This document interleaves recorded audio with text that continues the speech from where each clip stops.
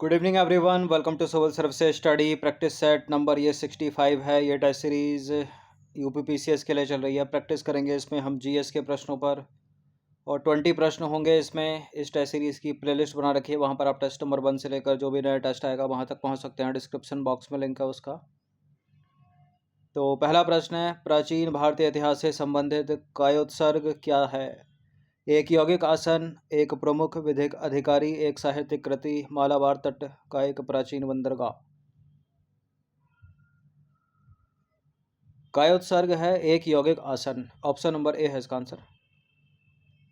देखिए, कायोत्सर्ग एक यौगिक आसन है जो जैन धर्म से संबंधित है। जैन धर्म से संबंधित ध्यान प्रक्रिया का एक महत्वपूर्ण हिस्सा है। कायोत्सर्ग का शाब्दिक अर्थ है शरीर को भूल जाना, अर्थात किसी भी प्रकार के शारीरिक आराम एवं शारीरिक गतिविधियों को त्याग देना। इस प्रकार स्थिर रहना या खड़े हो जाना जिससे आत्मा के वास्तविक स्वरूप पर ध्यान केंद्रित किया जा सके। जैन धर्म में तीर्थकर को या तो योग मुद्रा में बैठा हुआ या कायोत्सर्ग मुद्रा में खड़ा हुआ दर्शाया गया है। उदाहरण के तौर पर यदि हम समझें तो कर्नाटक के श्रवणबेलगोला में अरिहंत बाहुबली की मूर्ति कायोत्सर्ग मुद्रा में अवस्थित है, जिनके बारे में कहा जाता है कि आत्मा के वास्तविक स्वरूप पर ध्यान केंद्रित करने के लिए वह 1 वर्ष के लिए कायोत्सर्ग मुद्रा में खड़े हुए थे। तो विकल्प ए करेक्ट है। क्वेश्चन नंबर 2 पर आ जाइए। स्वतंत्रता आंदोलन के समय की एक घटना गांधी विवाह का संबंध निम्नलिखित में से किस आंदोलन से है? चंपारण सत्याग्रह, दांडी मार्च, असहयोग आंदोलन, भारत छोड़ो आंदोलन। गांधी विवाह संबंधित है क्विट इंडिया मूवमेंट से, यानी भारत छोड़ो आंदोलन से। डी है इसका आंसर। देखिए, भारत छोड़ो आंदोलन के दौरान गांधी विवाह का आयोजन किया गया। इस कार्यक्रम की 2 मुख्य विशेषताएं थी। मितव्ययी विवाह समारोह आयोजित करना, अर्थात न्यूनतम खर्च, धन का कोई दिखावा नहीं और अन्न का अपव्यय नहीं। अछूतों को भी विवाह समारोह में आमंत्रित किया जाना। और क्या क्या, मितव्ययी विवाह समारोह के पीछे मुख्य विचार था कि भारत छोड़ो आंदोलन एक गहन दौर में प्रवेश कर चुका था, इसलिए लोगों को लंबे समय तक के प्रतिरोध के दौरान आत्मनिर्भर रखने के उद्देश्य से यह कार्यक्रम आयोजित किया गया था। अनटचेबिलिटी यानी अस्पृश्यता गांधीवादी विचारधारा के प्रमुख स्तंभों में से एक थी और उनकी सामाजिक समावेशिता के बगैर भारत छोड़ो आंदोलन अपने उद्देश्य में सफल न हो पाता। सौर चक्र के संदर्भ में निम्नलिखित कथनों पर विचार करेंगे। 2 कथन यहाँ पर, कौन सा इसमें सही होगा? सोलर मैक्सिमा वह चरण है जब सूर्य की सतह पर तीव्र विस्फोट होते हैं। सोलर मिनिमा वह चरण है जब सूर्य की सतह शांत होती है। ठीक है स्टेटमेंट, या इंटरचेंज करें इनको? ये ऐसे ही ठीक है, करेक्ट है दोनों के दोनों स्टेटमेंट। सी है इसका आंसर। देखिए, सोलर मैक्सिमा और मिनिमा सौर चक्र के 2 चरण को संदर्भित करते हैं जो लगभग 11 वर्ष की अवधि में होते हैं। इन चक्रों की विशेषताएं सन स्पॉट, सौर ज्वालाओं के साथ अन्य सौर घटनाओं की संख्या में परिवर्तन होना है। सोलर मैक्सिमा वह चरण है जब सूर्य सबसे अधिक सक्रिय होता है, जिसमें कई सन स्पॉट और तीव्र विस्फोटक होते हैं। तो पहला वाला करेक्ट है। और सोलर मिनिमा वह चरण है जब सूर्य सबसे कम सक्रिय होता है, जिसमें कुछ या कोई सन स्पॉट नहीं होता और सतह शांत होती है। तो दूसरा वाला भी सही है। यूपीपीसीएस की फुल टेस्ट सीरीज आप प्राप्त कर सकते हो। ये नंबर इस पर कॉल या व्हाट्सअप करके, यानी पेड टेलीग्राम ग्रुप से जुड़कर। सब्सक्राइब रखना सिविल सर्विसेज स्टडी चैनल को। चौथा प्रश्न है, बागजान तेल और गैस रिसाव निम्नलिखित में से किस राज्य से संबंधित है? करंट अफेयर्स का यह प्रश्न है। आंध्र प्रदेश, कोलकाता, महाराष्ट्र या असम? बागजान तेल और गैस रिसाव संबंधित है असम से। डी। देखिए, नेशनल ग्रीन ट्रिब्यूनल यानी एनजीटी ने असम सरकार को बागजान तेल और गैस रिसाव के पीड़ितों को अंतरिम मुआवजा देने का आदेश दिया है। यह site Dibru Saikhowa national park के समीप ऑयल इंडिया लिमिटेड की है। जस्टिस बीपी कटेकी के नेतृत्व में एनजीटी द्वारा गठित समिति ने बागजान तेल एवं गैस क्षेत्र को अवैध घोषित करते हुए पर्यावरण उल्लंघन का मामला पाया है। तो यह है कहानी। पांचवा प्रश्न है, archaeological survey of India ASI यानी भारतीय पुरातत्व सर्वेक्षण के संदर्भ में 2 स्टेटमेंट है यहाँ पर। इसके पहले महानिदेशक अलेक्जेंडर कनिंघम थे। यह संस्कृति मंत्रालय के तत्वाधान में काम करता है। पहले भी हमने प्रश्न बनाया है भारतीय पुरातत्व सर्वेक्षण पर। देखिए दोनों के दोनों सही हैं, सी है इसका आंसर। भारतीय पुरातत्व सर्वेक्षण यानी आर्कोलॉजिकल सर्वे ऑफ इंडिया संस्कृति मंत्रालय के तहत देश की सांस्कृतिक विरासत के पुरातात्विक अनुसंधान और संरक्षण के लिए प्रमुख संगठन है और यह 3650 से अधिक प्राचीन स्मारकों, पुरातात्विक स्थलों तथा राष्ट्रीय महत्व के अवशेषों का प्रबंधन करता है। और इसकी गतिविधियों में पुरातात्विक अवशेषों का संरक्षण करना, पुरातात्विक स्थलों की खोज करना, उत्खनन करना, संरक्षित स्मारकों का संरक्षण करना और रखरखाव शामिल है। और इसकी स्थापना वर्ष 1881 में एएसआई के पहले महानिदेशक अलेक्जेंडर कनिंघम ने की थी। जो इसके पहले महानिदेशक थे उन्होंने ही इसकी स्थापना की थी और अलेक्जेंडर कनिंघम को भारतीय पुरातत्व के जनक यानी फादर ऑफ इंडियन आर्कोलॉजी के रूप में भी जाना जाता है। उमिंगला दर्रा किस क्षेत्र को जोड़ता है इनमें से? स्पीति घाटी, पार्वती घाटी, लेह और लाहौल स्पीति, कश्मीर घाटी और पीर पंजाल रेंज, लद्दाख में चिसू मले और डेमचोक। उमलिंग ला दर्रा जोड़ता है लद्दाख में चिसू मले और डेमचोक को। ऑप्शन नंबर बी है इसका आंसर। देखिए सीमा सड़क संगठन यानी बीआरओ ने 19,300 फीट की ऊंचाई पर स्थित पूर्वी लद्दाख में उमलिंग ला दर्रे पर विश्व के सबसे ऊंचे मोटर योग्य वाहन पर ब्लैक टॉपिंग का निर्माण किया है। ब्लैक टॉपिंग होती है जो डांबर जो है सतह पर बिछाना। तो प्रोजेक्ट हिमांग के तहत बनी यह रणनीतिक सड़क उमलिंग ला टॉप से होकर गुजरती है और चिसू मले और डेमचोक गांव को जोड़ती है। इस सड़क से सामाजिक आर्थिक स्थिति में सुधार होगा और लद्दाख में पर्यटन को बढ़ावा मिलेगा। और इस सड़क का निर्माण करके सीमा सड़क संगठन ने ऊंचाई पर स्थित सड़क निर्माण में कीर्तिमान स्थापित किया है। नंबर 7 पर आज हाल ही में चर्चा में रहा मुकुर्थी राष्ट्रीय उद्यान के संदर्भ में कौन सा कथन सही है? वन विभाग इस राष्ट्रीय उद्यान के आसपास के वन क्षेत्र में तलाशी अभियान चला रहा है ताकि यह सुनिश्चित किया जा सके कि लोगों और शिकारियों की कोई अवैध आवाजाही ना हो। यह तमिलनाडु के उत्तर पश्चिमी जिले हिस्से में स्थित है और इसमें टोडा जनजाति निवास करती है। सारे के सारे सही हैं। बिल्कुल ये तीनों के तीनों स्टेटमेंट सही हैं। मुकुर्थी राष्ट्रीय उद्यान से संबंधित डी है इसका आंसर। देखिए हाल ही में वन विभाग तमिलनाडु के मुकुर्थी राष्ट्रीय उद्यान और आसपास के वन क्षेत्रों में तलाशी अभियान चला रहा है। हाल ही में वन विभाग तमिलनाडु के मुकुर्थी राष्ट्रीय उद्यान और आसपास के वन क्षेत्रों में तलाशी अभियान चला रहा ताकि यह सुनिश्चित किया जा सके कि लोगों एवं शिकारियों की कोई अवैध आवाजाही ना हो। तो ए करेक्ट है। मुकुर्थी राष्ट्रीय उद्यान पश्चिमी घाट में तमिलनाडु के उत्तर पश्चिमी हिस्से में स्थित है। तो बी वाला कथन भी सही है। और यह मधुमलाई वन्यजीव अभयारण्य, बांदीपुर राष्ट्रीय उद्यान, नागरहोल राष्ट्रीय उद्यान, वायनाड वन्यजीव अभयारण्य और साइलेंट वैली के साथ नीलगिरी बायोस्फीयर रिजर्व का एक भाग है। और क्या क्या? इस उद्यान का निर्माण इसकी कीस्टोन प्रजाति नीलगिरी ताहर की रक्षा के लिए किया गया था। और इस उद्यान की विशेषता उच्च वर्षा, लगभग शून्य तापमान एवं तेज वायु वाले अधिक ऊंचाई क्षेत्र में 16 वनों से घिरे पर्वतीय घास के मैदान और झाड़ियां हैं। इस उद्यान क्षेत्र के अंतर्गत रहने वाली जो जनजाति है वो है टोडा। तो सी वाला कथन भी सही है। तो इस तरह से सारे के सारे सही हैं, तीनों के तीनों। तो डी है आंसर। ज्योग्राफी का प्रश्न है, नील नदी निम्नलिखित में से किस सागर में गिरती है? कई बार हमने कराया है ये। तो कहाँ गिरती है नील नदी? भूमध्य सागर में। देखिए नील नदी का उद्गम भूमध्य रेखा के दक्षिण में बुरुंडी से होता है और उत्तर की ओर उत्तर पूर्वी अफ्रीका से होकर अंत में ये भूमध्य सागर में गिर जाती है। तो डी करेक्ट है। क्वेश्चन नंबर 9 करंट अफेयर्स का प्रश्न है, निम्नलिखित में से किसे Dada Saheb Phalke achievement life time achievement पुरस्कार 2021 से सम्मानित किया गया? और ये 53वां था, 53वां, जिसकी घोषणा अभी सितंबर 2023 में की गई है।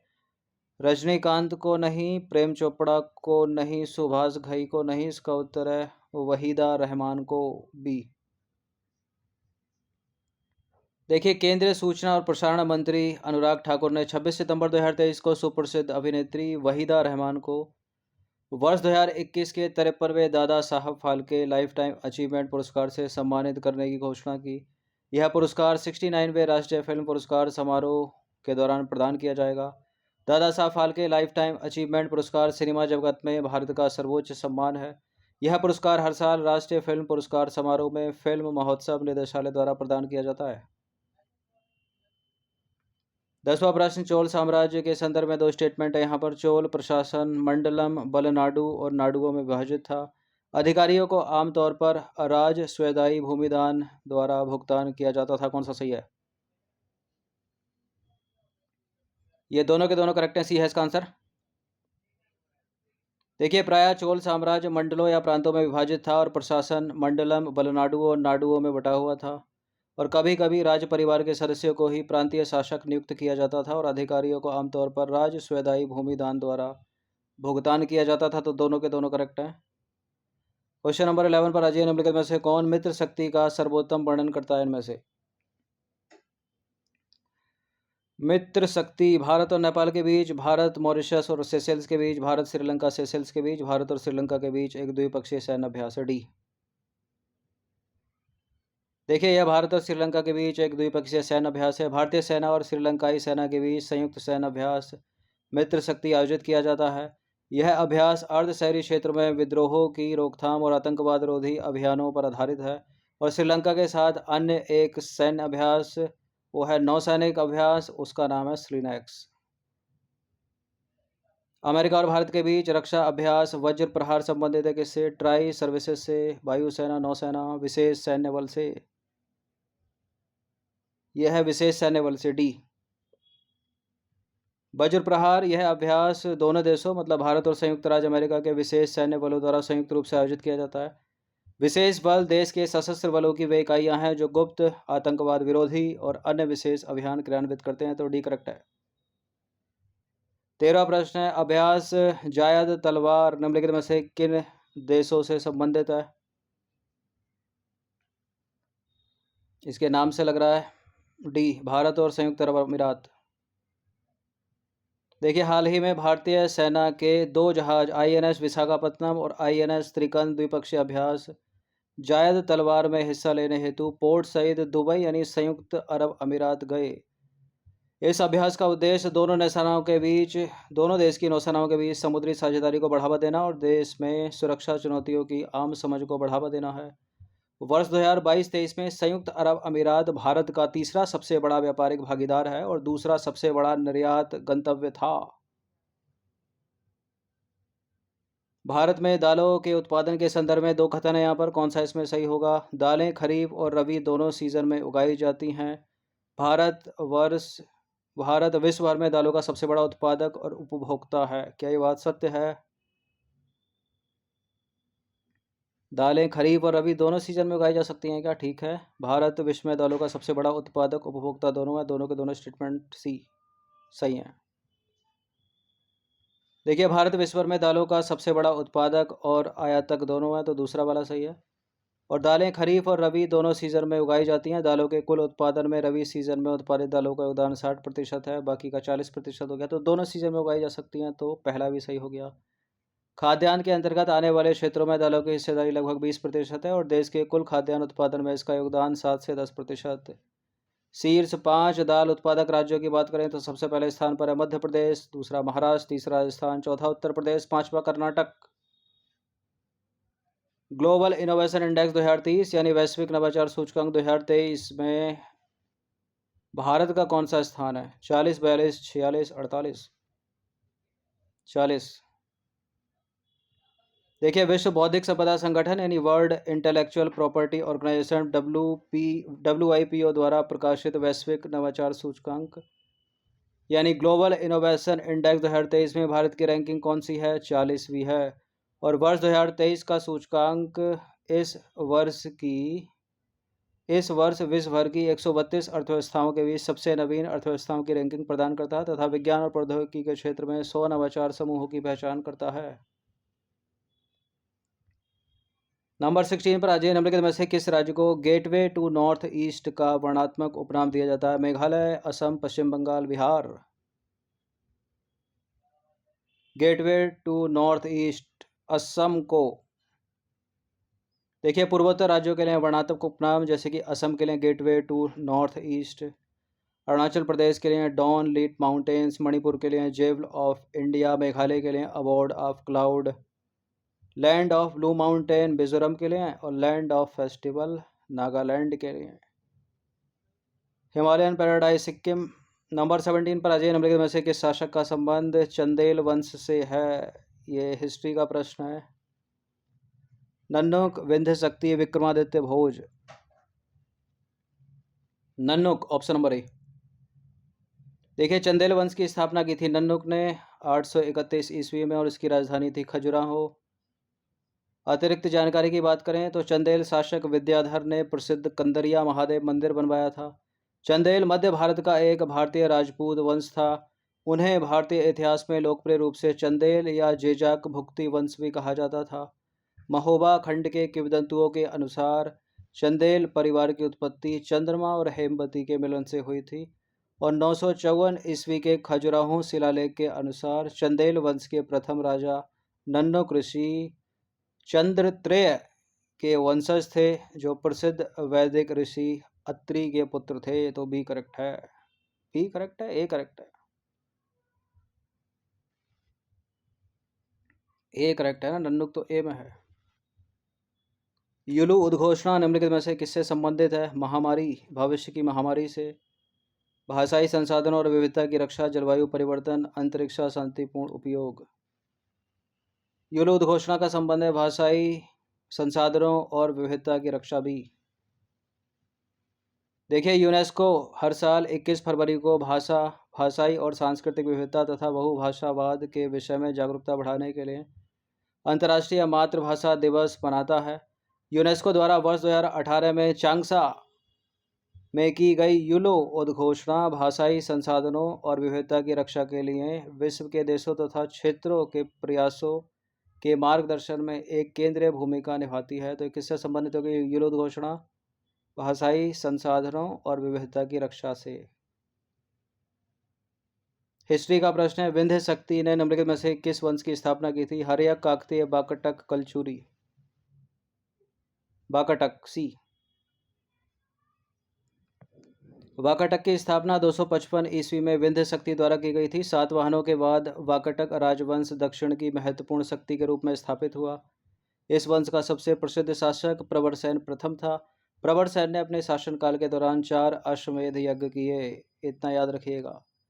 20वां प्रश्न, अंतिम प्रश्न है, नंद राजवंश के संस्थापक कौन थे? घनानंद, महापद्मनंद, राष्ट्रपाल या फिर डी गोविष्णाका? घनानंद लगाकर गलत मत कर दीजिएगा, महापद्मनंद। देखिए, महापद्मनंद ने नंद वंश की स्थापना की थी। 367 और 388 ईसा पूर्व के बीच महापद्मनंद का शासन 28 वर्षों तक चला। उसने शासन के दौरान साम्राज्य का विस्तार किया और परिवर्तन हुआ, और यह उत्तर में कुरु देश से गोदावरी घाटी के दक्षिण तक और मगध के पूर्व में नर्मदा घाटी तक बढ़ा। कौन बढ़ा? महापद्मनंद। और कलिंग सहित कई राज्यों पर महापद्मनंद ने कब्जा कर लिया था। तो 20 प्रश्न थे, इनकी प्रैक्टिस कर लीजिएगा, इंपॉर्टेंट है। इन सभी टेस्ट की आप PDF सीरीज़ प्राप्त कर सकते हैं। ये नंबर इस पर कॉल या व्हाट्सएप करके। PDF आपको पेड ग्रुप में मिलेगी। धन्यवाद।